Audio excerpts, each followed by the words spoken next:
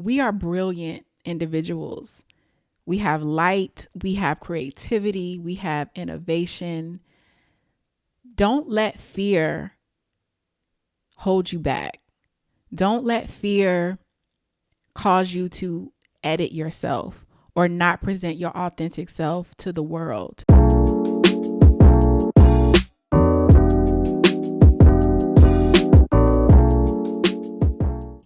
Welcome to Favor and Beauty, the podcast where we acknowledge beauty that turns heads, but we really dive deep into beauty that turns hearts. And I am your host, Jenaé. Excited to be here as always. So thank you for tuning in. Just as a recap of last week's episode, let's do that first before we get into this week's episode. We talked about forgiveness. So I talked about forgiveness and just talked about my journey with forgiveness, how having a forgiving heart has impacted my life. I think it was a good episode. So if you haven't listened to that already, please go back and do that. And there was one thing that I wanted to add: forgiving yourself. I think a lot of times we forget this piece.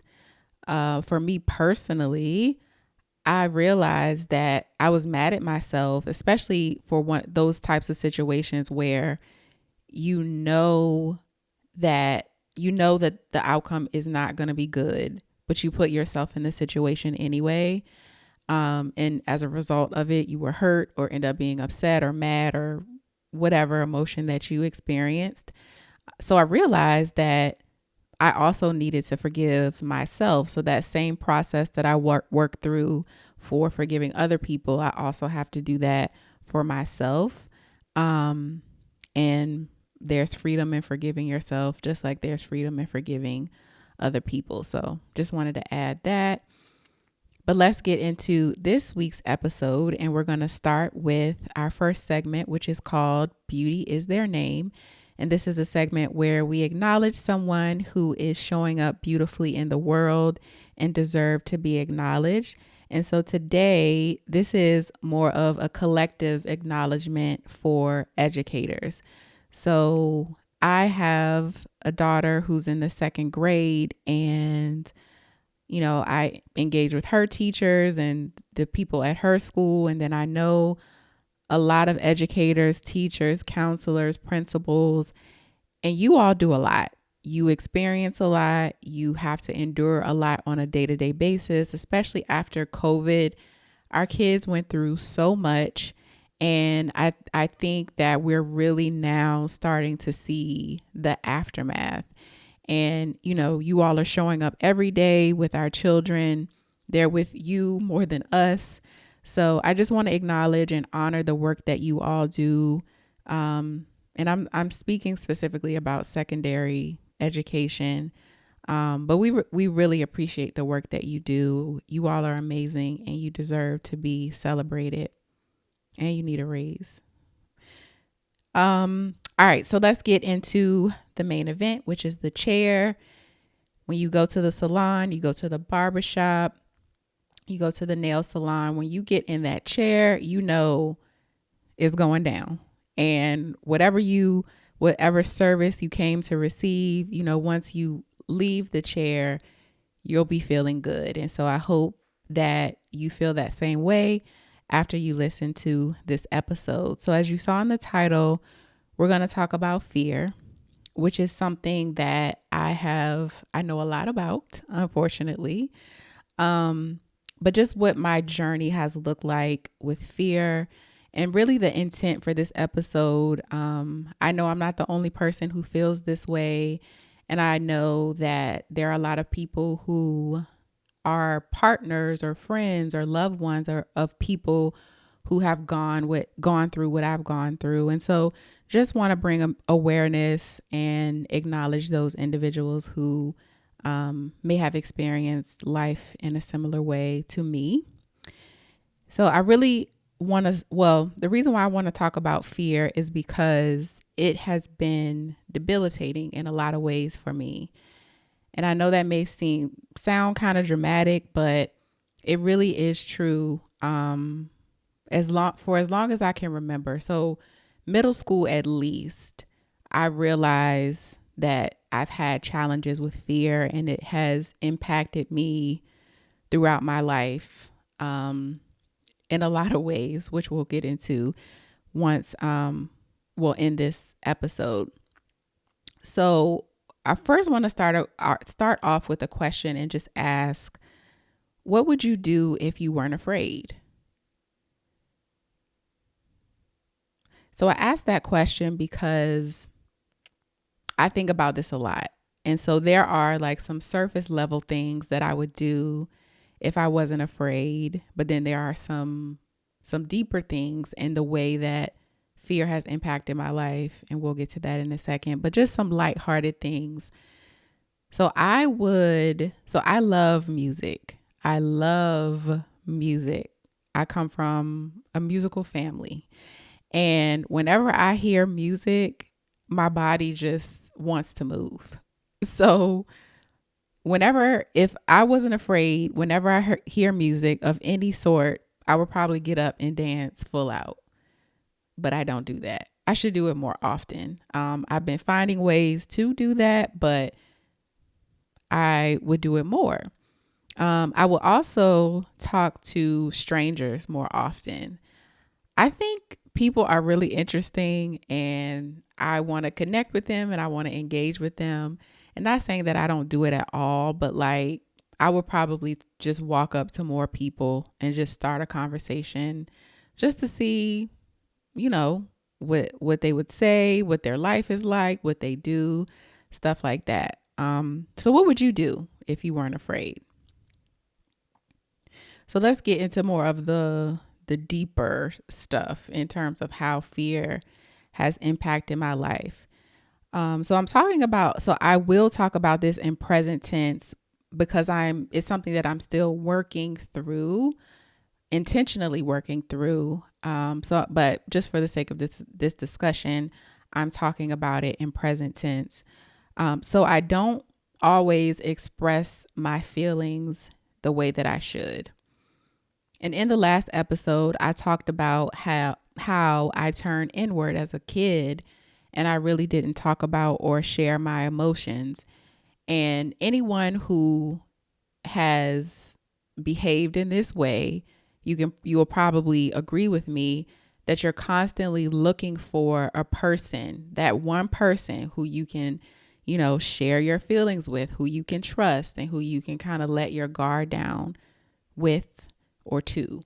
And so I thought I found this person. One of my earliest relationships, I trusted this person, and I thought this was a person that I could, be open about, and I should have been able to be open about my feelings. And this person pretty much played in my face the entire time, but that's neither here nor there because we forgive. And I didn't have the term for it back then, but it was essentially always being gaslit. So when I would share about my feelings, the response would be, "Oh, you're so sensitive. I didn't mean it that way. It's not that deep. You are always blowing things out of proportion." And I think that situation, on top of what I had already been through as a kid, I was just like, yeah, no, we're not doing this sharing our feelings thing. And I won't say that I don't ever share my feelings, but for the most part, I either edit how I'm feeling. So, it doesn't come out as severe as how I'm actually feeling it, or I just don't say anything at all. And unfortunately, this impacts the way that you engage with people. If you're constantly holding something in, the emotion is going to be expressed somehow, some way, eventually. So there may be passive aggression, there may be resentment, you may blow up on people, but you have to. If you don't share your feelings in the moment, it's going to come out eventually. So I think my relationships have really been impacted by the fact that, I don't share my feelings or express my feelings as much as I should. Another way that I've been impacted by fear is I don't share my ideas and opinions as often as I should. So have you ever been in a meeting or in a conversation and you want to say something so bad, but you're not exactly sure how people are going to respond to it? So you just hold it in. And then another person says the exact thing that you were about to say. And then you're in your mind like, dang, I wish I would have just spoken up. That's happened to me on several occasions, more than I can count. And unfortunately, because of that, my ideas or my opinions aren't always shared. I think I have good ideas and can really add value to the conversation or add value to the meeting or wherever I am, but I just decide not to say anything. Another way that fear has impacted my life is I don't take risks as much as I should. So I sit on ideas for a really long time before I follow through with them, or I don't follow through with them at all, which is unfortunate because obviously some of those ideas, I could be a millionaire right now. Who knows? Or I don't know. The trajectory of my life could be different if I would have acted on those ideas that I had. So for example, this podcast. I've been listening to podcasts for probably 6 years at this point, maybe more. And it's really one of my favorite ways to consume content or information. And so one of the first podcasts that I listened to is called Getting Grown. And I listened to a few episodes and I'm like, I want to do that. But here we are all these several years later, and I'm finally, stepping out and doing something that I've always wanted to do. Even with photography, I did step out and start a photography business, which was scary, something that I'm still very proud of. But at the same time, I was behind the camera, and there's safety in being behind the camera. Yes, I love capturing memories and in people's lives and all of those things, but there is definite safety in being behind the camera. And I actually enjoy being in front of the camera. And I owe that to some really great photographers that I have met over the years. And they just made me feel comfortable and really made me start to enjoy being in front of the camera. That's one of the reasons why I wanted to make sure that there was a video version of this podcast, because I enjoy it. So even in stepping out and taking a risk, I was still playing it safe in a way. Hope I explained that well. So, and there are other ways that fear has impacted my life, but we can't be here all day. So we'll just move on to talk about when I realized that fear really was an issue. So I always knew that it was an issue because I would get these very specific feelings when I had to either be the center of attention or, get up and speak in front of someone, or when everybody was looking at me. But I would avoid those situations. So I've always worked in jobs that didn't really require that. It may be some of that, or some public speaking, or some, sharing your ideas in a public way, but it wasn't something that was consistent. And then in other situations, I would just kind of fade to the background and, just took on this persona as the quiet one, And it wasn't until I started my doctoral program, once I got enrolled and registered and I was ready to go, and I realized how much I was going to have to share my ideas publicly, talk about how I'm applying research to practical problems. It was constant. And I was terrified. And I don't know why I didn't think that that would be a part of the program initially, but I had already enrolled. I was excited about it, so I just went for it. But there was always a time where I had to do a formal presentation or present my ideas in front of my cohort or a small group, and I would always get these feelings that I've always felt, but now it was like on a weekly basis at this point, and really helping me to realize like, oh, this is a problem. This is something that you actually need to work through. I will never forget, this is during COVID, so everything is virtual. And I had a group meeting and we were talking about our final project or whatever. And I don't remember exactly what happened, but I don't know if like my mind went blank or I couldn't express what I was thinking in the way that I thought I should be expressing it. But I was upset when the call was over. And I called my friend Shannon and I told her, and I'm crying at this point, and I tell her what happened. And she said something like, maybe you have anxiety or something.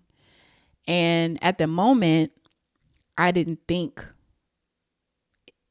I just, oh, maybe I do. And I think maybe I looked it up on Google or something like that. But in the moment, I just didn't have the capacity to worry about it because I was trying to graduate. I was, trying to move and look for houses. I didn't have it in me at the time, but the seed was definitely planted. And so maybe a year and a half or so later, I'm in therapy at this point, and, I'm talking about how I'm showing up in the world. And I came across the term social anxiety. And so I'm a researcher. I'm going to dig and dig and dig through all sorts of sources. And I started to research social anxiety. So essentially it was me search. And I found so many peer-reviewed articles, books, so much information about social anxiety. But I found this book. It's called How to Be Your Authentic Self by Dr. Helen Hendrickson. And let me tell you, I felt so seen. Like she was just, and I listened to it on Audible, and I think I listened to it like in a day because I was just so interested in what she was sharing. And basically she was just talking about how people with social anxiety show up in the world. And let me just say, I've never been diagnosed with social anxiety. I'm not claiming to have social anxiety, but I do know for a fact all of the symptoms that are associated with I won't say all, but a lot of the symptoms associated with social anxiety I identify with. And really what social anxiety is just a general fear of negative judgment, criticism, things like that. So that's when I recognized that it was an issue and that I needed to do something about it.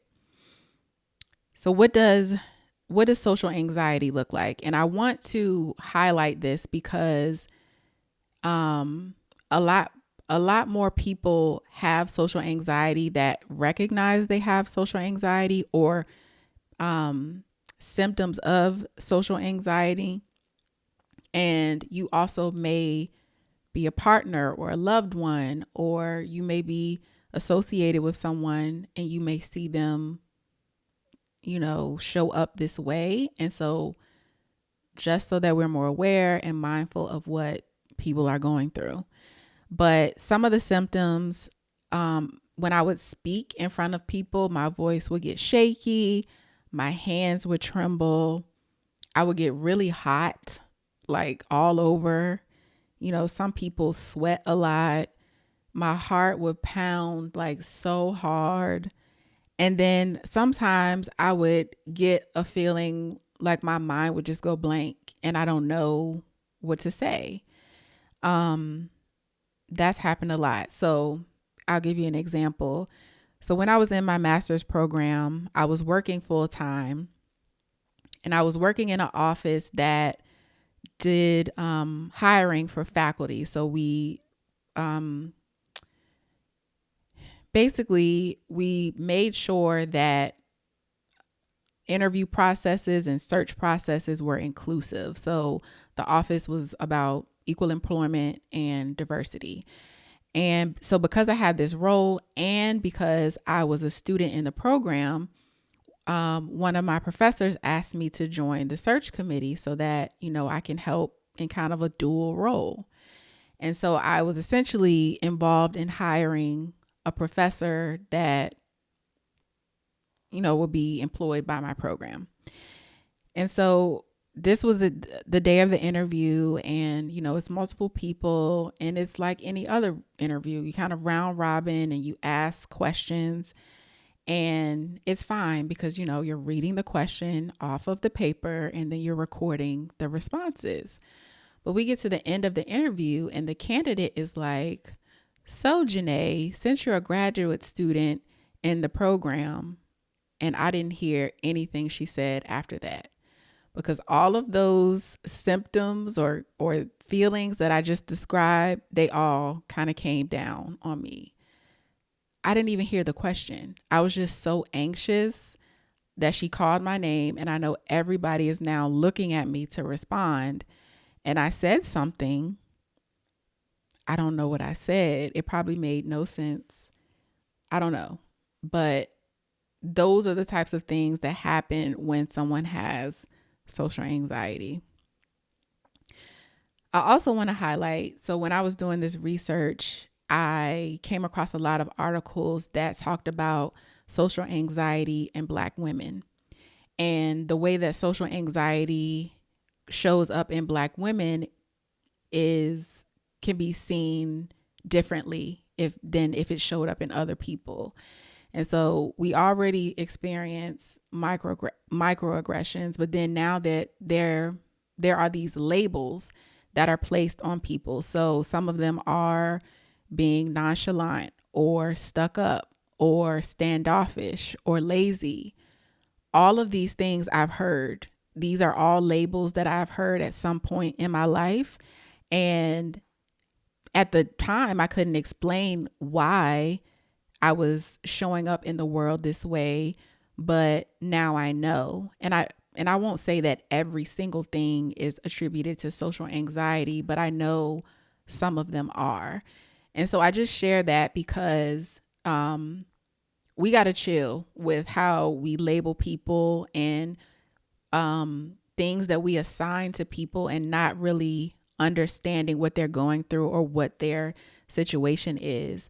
Also, when you think about the workplace and how, if you have social anxiety, the last thing you want to do is be put on the spot. Like people want, if you are an anxious person, being prepared is essential. So giving people time to think about their response or giving people time to, digest an agenda and know what's going to be talked about before you have a meeting and then you just call on them and expect them to give you like this very profound, authentic response. So I just wanted to share that piece. So given all of that, how do I deal with social anxiety now? So realizing that it's all rooted in caring about what other people think. One of the things that has really helped me is thinking a scenario through. So if I'm concerned about what other people might think, so what are the things that they might think? So for example, starting this podcast. So one of the things I thought is like, well, what if people don't like it? That's true. People may not like it, and that's okay. But in my opinion, if two people listen to the podcast and they get something from it, then my job is done. So that debunks that if people like it, who cares if everybody doesn't like it? Um, Something else that I thought was, what if I fumble over my words? So one of the lies, let me just say that one of the lies that I told myself was that I communicated better in writing. So, let me write it out and I'm gonna kill it. But if it's time for me to actually say and speak out loud, then I would fumble over my words. I would be nervous. My mind would go blank. I wouldn't know what to say. And yeah, with the podcast and the way that the format that I have chosen to take on, yes, I may fumble over my words. I'm not a robot. And just because you fumble over your words, that doesn't mean that you don't have value and there's no value in what you're saying.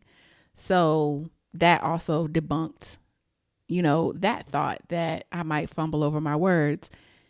Yes, I fumble over my words, and I have also decided to leave those things in. Um Not because it's, a lazy editing style or anything like that, but it really is freedom for me. And to realize that, I'm not perfect and I can show up in the world as I am. And as I grow, as I get better, the podcast will get better. I'm going to become a better public speaker. I hope to get paid to do this one day. Who knows? But anyway, so really had to get rid of the thought about, caring about what people think or what people are going to say, because people are going to say what they want to say and I can't control that. So why am I worrying about that? And why am I allowing that to prevent me from moving forward on something that I'm extremely passionate about? So another thing that I do now to, get through this fear thing is I take a second. So before, I was so uncomfortable with dead space. So if someone would ask me a question, I will automatically respond, not giving myself a opportunity, knowing that my body, I'm going to have a physical reaction to, and it's not every question, but if I'm being put on the spot or I don't know the answer, or I have to think the answer through, my body responds. It's like a fight or flight type of thing going on. And I would just talk, not even thinking about what I'm going to say. So of course, what you're going to say, I mean, it may make sense, but it's probably not going to make sense. So instead of just speaking immediately, I just take a second, allow all of that stuff to happen in my body, get my thoughts together, and then speak. And that has helped tremendously. So try it and see if it works for you, if it's something that you have a challenge with. Something else that I do is I make sure that I'm prepared. So like I said, I'm not striving for perfection, but I try to be as prepared as I can be. Sometimes I practice ahead of time. Sometimes I practice conversations or my part of the conversation before they happen. If I have to present something, I practice just so that I am more confident in what I'm sharing or what I'm presenting. And I also started to think about the fact that I want to do anything that I do, I want to do to the glory of God. And if I have that in my mind, because I love God so much, I'm going to show up the way that I'm supposed to show up. And so that has also helped me tremendously. Another thing that I have done is I I consume or I pay attention to how people are showing up in bold ways, or I study examples. So, one of my favorite channels on YouTube to watch is called the Lafe Testimonies. And it's really on, it's people sharing how God has shown up in their life. And people are giving intimate details of their life. And I am astonished every time I hear or every time I watch a testimony, because I'm like, they are giving it all. And I think that's beautiful that people are showing up so boldly, because lives are being transformed and changed because they can relate to their story. And that's why I created this podcast, is because I want to walk people through things that I have gone through in hopes that they won't go through the same thing, or they can if they are going through the same thing, then they may have some tools to get through it. Or if you know someone who is having some of the same challenges that I've had, then you know how to show up for them. So looking at examples is something that's also helped me. And then the last thing I would say is that I speak life into myself. And this is really important because, I know that we're very much into the affirmation world and all of that. And I affirm myself, but I affirm myself with the word of God, because I feel like that is the truth. So, God has not given me a spirit of fear, but a spirit of power, love, and a sound mind. The righteous are as bold as a lion. I will not be afraid of their faces. And there are so many times in the Bible where God says, do not fear. So I speak those things into my life, even sometimes when I don't feel like it's working. I just say it out of my mouth, and I know eventually I will get there. So those are some ways that I've dealt with fear. And I hope, you may try them, or you could suggest them to someone who may be having some challenges with fear.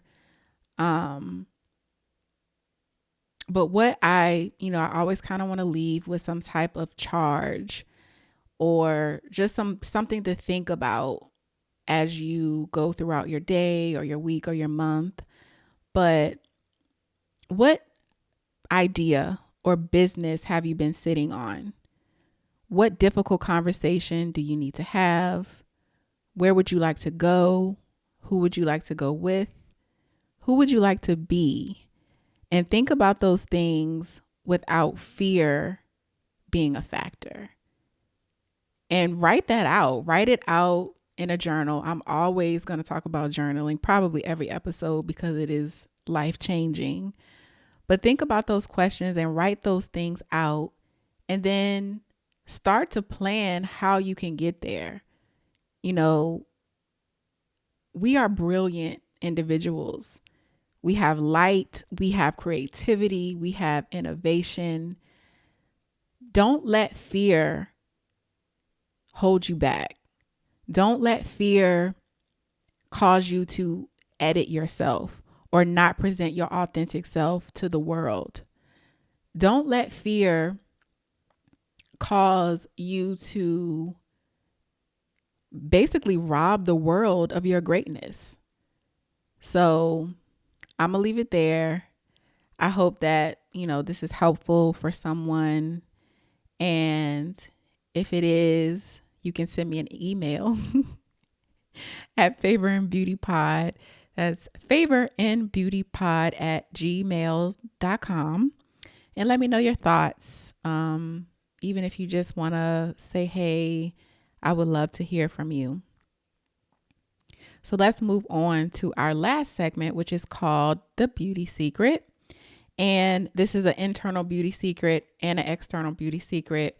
We're going to keep the external beauty secret pretty short this week.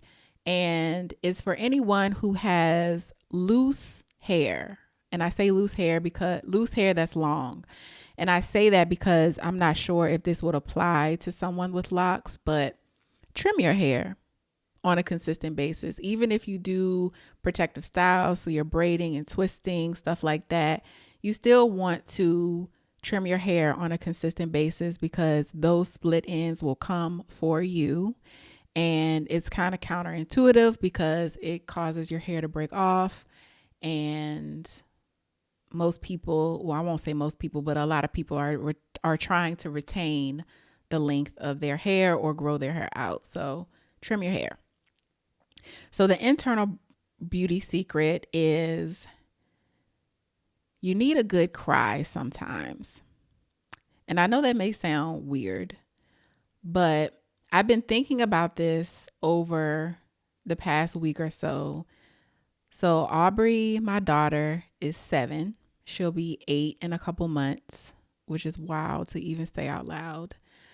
But she cries a lot.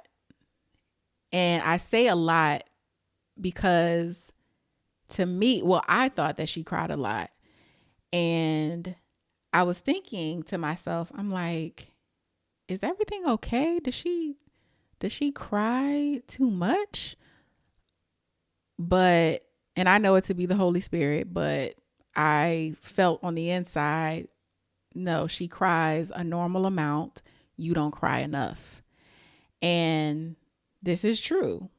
I'm not a crier. But I realize, and that's the beauty in parenting, just watching another person, a little person live. That's something that I had to learn from my baby. Like, you need to cry sometimes. And so last week, it was just, you know how sometimes you just have a week and you're just like, what is going on? Like, huh? That's the kind of week I was having. So it was very gloomy outside. I found out that my neighbor across the street passed away. My back was hurting. Like, I was just in a very interesting mood. And I was watching something and I started to tear up. But in that moment, I'm like, this isn't the time. You can't do this now. But later on, I went to the park to cry. Yes, I went to the park to cry. And I knew that people would be there. I mean, it's not a whole lot of people, but it's a walking trail. So people, go there throughout the day. And I started walking. I had my beats in. So I was listening to a playlist, which I will link below or link wherever, in case you need a good cry. You can listen to it. But I was just talking to God, walking through the woods, crying. Now, it wasn't like an ugly cry, but it was like continuous tears streaming down my face. And there were people walking by me. I mean, nobody said anything, but I was crying, walking through the woods in nature, talking to God. And I did it for 30 minutes. Once I was done, I felt so much better. And the rest of my day was so much more productive. So, yeah, I think, we tell our children. I was talking to my friend Kylie the other day, and she was like, when we punish our kids or when something happens to them, we tell them, don't cry, or I'll give you something to cry about. I don't parent my kids like that. We were talking about how we were parented or how traditionally we have been parented, or telling boys they shouldn't be crying, stuff like that. Yeah, you should cry. There is a release that happens when you cry. I found this article. I'll also link that for you all. But basically, it talks about the benefits of crying. And so I'll just go through a couple of them. So it detoxifies the body. It helps to self-soothe. It dulls pain. It improves the mood. It helps to recover from grief, restores emotional balance. So all of these things we need to happen. We need to cry. So, you don't have to do it in front of people and go to the woods like I did and cry in front of strangers. But let me just say that is an indication of the freedom that I have been experiencing, because I would have never done that a year ago, just going out in public and letting people see me cry. But anyway, yeah, so you can go in your car, you can do it in the shower. Nobody has to see you, but the benefit would be enormous, according to this article. I'm going to link it because there's 3 different types of tears. I didn't even know that. Like, yeah. So get you a good cry sometime this week or this month, this year. Because, some people don't cry at all. So that's the beauty secret. So we've made it to the end of the episode. Thank you so much if you made it this far, or if you thank you for making it this far. We're going to leave it at that. Subscribe to the podcast wherever you receive your podcast. There's an audio version and a video version. I will link everything so that you can find all of the different platforms. If you think someone may benefit from what has been said in this episode, please share it with them. You can also leave a 5-star review and just let me know what you think about the podcast. I would love to hear your thoughts about that. And until next time, I can't wait till episode 4. But until next time, just know that I love you. Take care and stay beautiful. Bye, y'all.